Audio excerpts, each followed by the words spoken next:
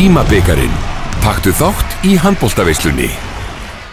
Nýbökuð brauð á morgnana, léttir réttir í hádeginu, kökur með kaffinu og fjölbreytt veisluþjónusta.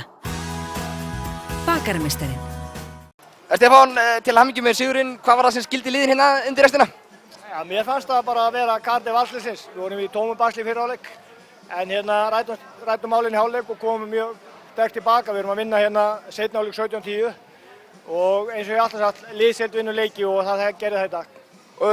Eins og áhorfendur vita þá skoruðu ekki nema 8 mörk í fyrri hálfleik. Var farið að fara eitthvað um þig, hvað var það sóknina? Áttirðu nóg ásum bjarminni kannski? Já, sko, við vorum ekki að spila okkar taktikar í fyrri hálfleik en við breyttum aðeins, við færðum henni í stöðum og keyrðum öðruvísi miðjuna og það gafst vel og hérna við fundum allar lausnir. En við eigum samkvæmt lið, anstæðingarna hvað varnir komið, við eigum að vera með lausnir öllu.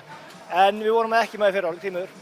Og svona kannski rétt að lokum, hvernig verður þetta fyrirkomulag hjá HSÍ Hefnart, þetta Final Four og úrslitaleikur á sunnudegi og það gaman? Ég finnst þetta bara flott, góð tilraun. Hitt gamla gott og þetta er fínt. Og hérna það er örugglega hægt að gera þetta betur. Takk fyrir þetta Stefán, til hamingju eftir.